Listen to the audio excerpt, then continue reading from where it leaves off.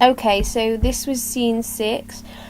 Scene 6 for me wasn't a major scene in the fact of my character development, because it's the character of Karen. We looked at this and I've spoken a little bit about what I think towards scene 6 and the interaction between the other scenes that are going on, and also what I think is important about Bonnie in this scene. But I'm going to go through that again, and then some of the direction and the way it's been acted as well, and how I feel that enhances it. Very beautiful. Sorry, it's a very beautiful property. I think we can get quite happy. So what's happening now is the estate agent Karen, who's played by Maya here, who's also my character, is talking about the house and selling the house, and Bonnie sort of has this connection to the house. I think it's the connection that she didn't have with any of her family, because she had no access to it. She didn't know about her family. She only heard things from others, perhaps her dad, Jamie, but it was all in her past and stuff that she'd had to fight to find out, which she talks about later on in one of the scenes that I've read we've not worked on yet. So looking at that, and then looking at this scene, the actual internal struggle that she's going through, and has this weird sort of connection to the house, because Bonnie doesn't seem very sentimental. It's sort of this understanding of the audience what she actually feels about this house, and whether it's an actual object or whether it means more to her. And I think the house is a good use of symbolism here to represent like something that she latches onto, a thing that she inherits and the thing that she owns, because she has no connection to her mother or her mother's mother. So it's not something that she would be willing to give away. So this is quite a difficult scene, I feel, for her, and quite an interesting one in her development. So as you can see, you can't really see the other scenes that are going on right now over here, but this scene, Chip told us, me and Maya, to stand further forward to be looking around the house. So this is the gardens further out towards the audience, and this is inside the house. The idea of the estate agent was to be pushy but not overly. She was a woman, I feel like there's quite strong feminist views in this play, so I think it was sort of the contrast of the estate agent and the feminism and everything. Right. How is it you're thinking? You don't know what I'm thinking. I think that this character shouldn't be overplayed too much, in contrast to Bonnie, because Bonnie's emotions are often, and I think we're starting to understand that her emotions are often not easily showed because she doesn't really know how to express them very well. I think that the estate agent should be played with a less emotional state that's expressive or very opinionated. I think she should be, just sort of a less interesting character, but also provides sort of more of a humanist sort of feel to her than Bonnie, which shows the audience how Bonnie is still not very in touch with her feelings and her past, even less than someone who's fake like an estate agent.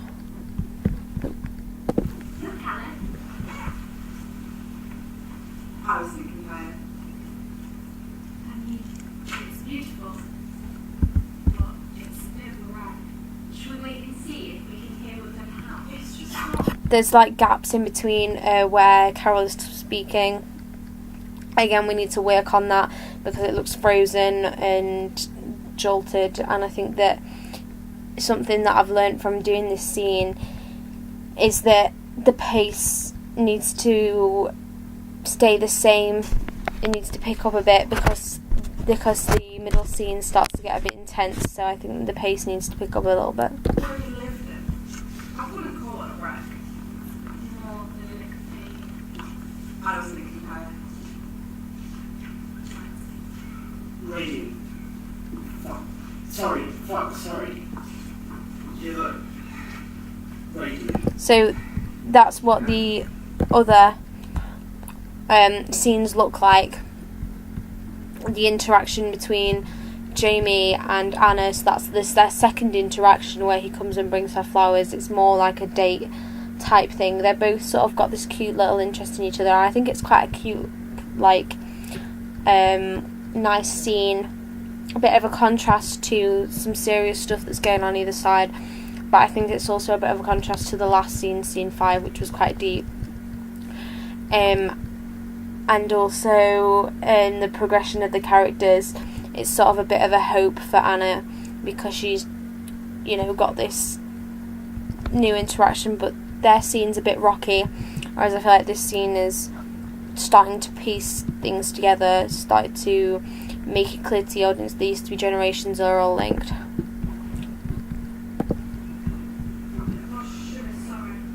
That was, I meant to, you're ready. Would you grow up here? Sorry, that was, A greeting. yes, A massive greeting. yes, but A really unusual greeting. Do you need that information on your yourself? A nice one. We were told to face the back at this point, and I think it's because it draws more attention to Bonnie, her facial expressions and all sorts.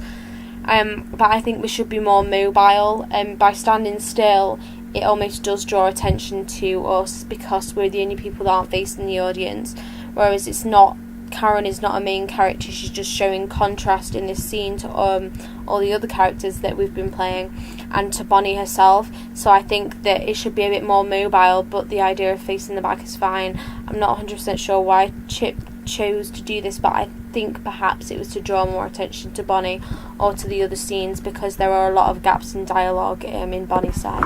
okay. Me. Family house. People like that. My aunt used to say radiant. Jesus. I'm not sure I've heard it since. Didn't mean to remind you of you, and Your trouble door. that, It's here. that was not my In packs. intention. People like knowing families who lived here successfully, I suppose. And it's me. Nope. Oh. Yes. It was a joke. But not too much. Yes. His view, of course. Okay, so here Chip directed Bonnie to respond to people like knowing families have lived here successfully, I suppose, because there was no successful family that grew up here. Her mum killed herself and left Bonnie, and then there was a break between Jamie on this side and Bonnie over here. So I think that it's fun and interesting to have this scene going on where she's talking about a detachment to her family, and trying to get a response out of it, whilst this is the first interactions between her family that she never knew, and it's all about trying to remember something that she never could have remembered because she was never told. And I think that in this scene the response to this was good, and it was done really well when she looked down and by her posture and everything, because I think it showed how she was still human. And I think if the audience notices this will be a good little extra bit and a key little bit that will perhaps help them understand why she is the way she is, and help us understand that. That was not a good joke. People like a black canvas. I have met people before. It doesn't seem like it. Something to project onto. I'm fucking this up, but I'm not completely socially inept. That eye between Maya and Bruce was supposed to be at the same time in unison. That's Karen and Jamie. I don't know what impact this has. I think it could be that it's the thing that starts Bonnie off, because Jamie is the only living person that she was related to or had some sort of connection to. She wasn't close to him. I don't want to use that word because he had a new family that I've read into later, but maybe at this point it's her, that eye sets her off, and it's all about people expressing their own thoughts instead of what she's feeling. Or is that But it's supposed to be I at the same time as she said it earlier. Yeah, there we go. It's, you know what, I completely sorry. get. Sorry. Anyway. About where you're standing. It's your fault. Thank you for reading That's okay. And then my mother died. Directly above your head. Bathroom. I think that's a really interesting piece of direction. I'm not sure whether Chip directed her to do this, but it could be done in several different ways, the way you present this line or project this line, and I think because she does it with a lack of emotion, it almost shows how it's not really real to her because she doesn't know anything about it. So a normal person might find this distressing or hard to express. Bonnie sort of just says it outright as if it's not something that affects her, and I think that's the sort of character that Bonnie is, in the fact that nothing really affects her in the way that it would to a normal person because of her lack of knowing about it. I'm sorry. I haven't been here in ages. And that was a good response too. Feels weird that. being here and not here if that. This is something we'll need to improve on, the gaps in between. Obviously we're looking at our scripts now and trying to read the lines out loud, but maybe we could combat this by having more of a reaction from Karen, because she has just said that her mother died above her head, and the way she said it, and have Bonnie be a bit confused by the way that Karen is reacting so dramatically. Obviously that's not, but they cover huge distances. It was a long time ago. Makes sense. Altogether. Lifetimes ago. How does the film look? Shit. Oh. No, That's. not really. That's supposed to be a bit more smooth, but Chip wanted Bonnie to look, and we decided that she would look towards the other two scenes, not looking at them or observing them, but looking that direction as if she was looking out a window or to another part of the house. And if the audience were to look at that, it would be like she was looking back on her past generations, almost like a metaphor for that, in the fact that she said it's been in her family for generations. Okay. We should be stuck. Oh. It's been So- my family for a long time. I'm sorry. So it should have been a bit more smooth to do that, but I think we'll work on that, making it a little more natural as well. But it was just the idea behind it in the initial metaphor. Forever and days. I got you a coffee. An enormous amounts. My grandparents bought them. Like you. And then, I don't know if you drank coffee. The scene's a bit slow. I mean, there's not a lot that happens action-wise, but I think it's important to listen to all the words that are going on that Bonnie is saying, and she should say it really clearly because it is and sort of links to the things that have happened beforehand in the other scenes and the other generations, but is also maybe her opening up a bit more to someone that she doesn't really know, showing how she doesn't really have anyone that she's close to. I thought maybe you prefer tea. No.